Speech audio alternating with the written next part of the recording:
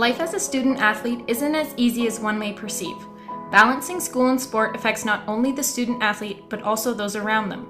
We talked to Claire Fuster to see what she thinks the National Sports School does to help their students balance school and sport.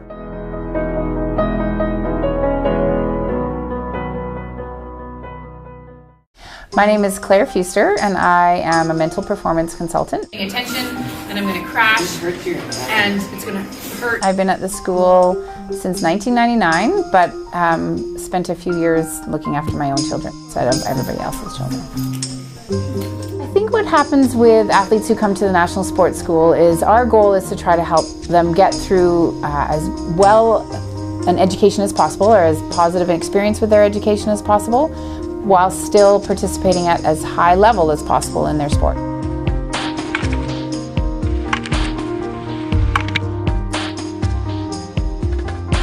The struggle with that is, in some sports, they're being demanded of 7 hours a day of school and 7 hours a day of training, and if you do the math, that is very tricky to accomplish.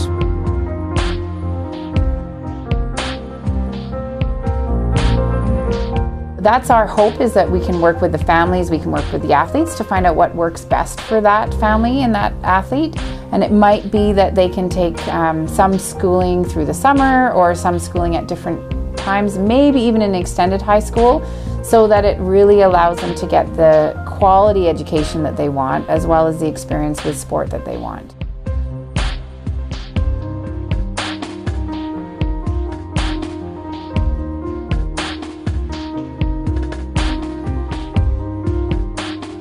We asked some of the National Sports School students about an average day in their shoes.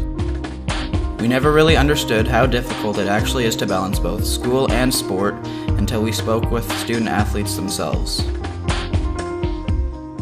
On an average skiing day, we train Monday to Friday.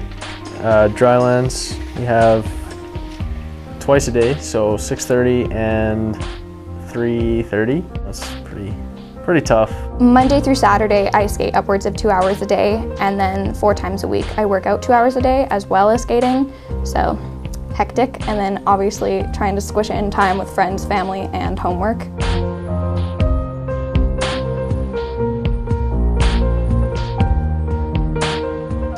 With their busy schedules, we were wondering how much time is actually dedicated for sleep. I aim for between 8 and 9, but because I have to wake up at around 5:30 for training and sometimes even 5:15, it normally ends up being about 6. I like to get a lot of sleep. I usually try to get at least 8. On away trips, it's kind of tough, and with the tuning schedule and dryland schedule, it's just tough to get lots of sleep. So, but I do try to get the full 8.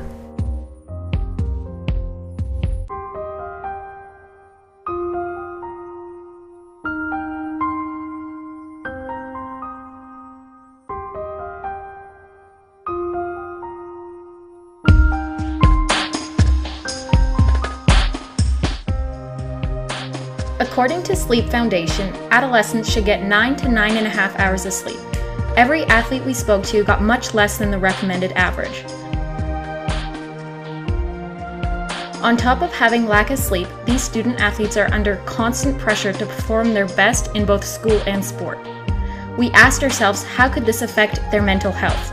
Could it make them a stronger individual, or could it lead to some mental health problems? When it comes to general health, I would say it's probably stress, high level stress, high level of anxiety as well. In general, I wouldn't say that all of the athletes, obviously, that come here have that, but if there was any one topic or mental health issue, that would be it.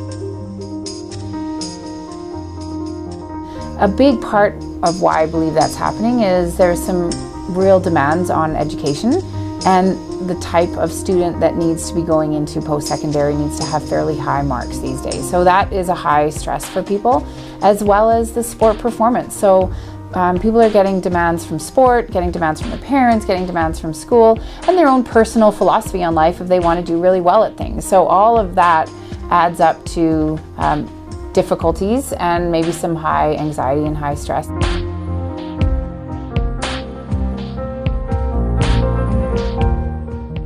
be a student athlete takes a lot of dedication to both school and sport, and finding the perfect balance between the two. Athletes in Calgary have the opportunity to attend the National Sports School to become as successful as they can in and out of their sport. My name is Courtney Howell, and I am a science teacher at the National Sports School. I think this is a place that we've had lots of teachers come and go. It sounds like a great place to teach, and it is a great place to teach, but only if your personality is suited to being flexible. A lot of teachers like to have everybody in the same place and control everything, and that's not the way it is here. You can have a class and everybody can be in a completely different spot once they come back from especially winter sports.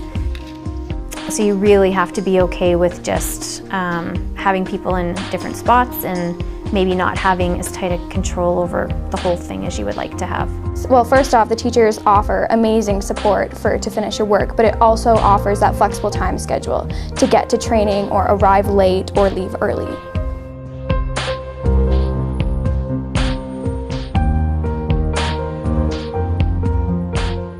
All athletes face obstacles throughout their career. We asked them about their experiences and how they managed to cope and overcome these barriers. A couple years ago, I tore my ACL/MCL in a ski accident at Sunshine. I was not skiing for 6 months, and I just had to train harder and be motivated to come back and ski and improve. When I've recently come off a pretty intense injury where I actually had to take some time off right before one of our biggest competitions, and that kind of threw a wrench in not only the training plan but also like the mental state. Like I became really anxious about jumping again because I was really scared to get hurt again. So it kind of influenced how I was training and pretty much how well I was going to do at that competition as well.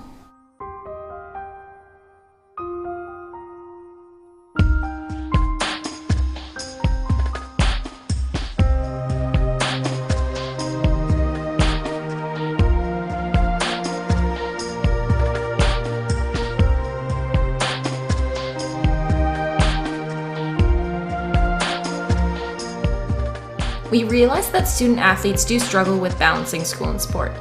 They need to make choices to find the balance between these two. It is difficult to give up something they have worked so long and hard for, such as a competition, but in order to be successful, they need to make these challenging decisions. A high-achieving student athlete will need to be disciplined, definitely.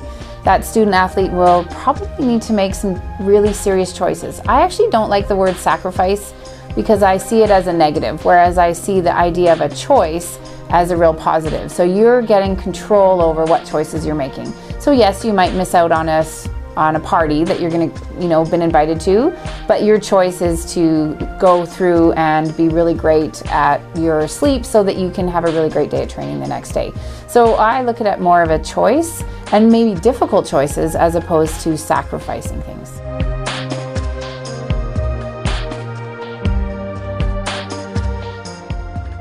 Life as a student athlete is unique. As athletes, stress on ourselves is extremely high, making us perfectionists with everything we do.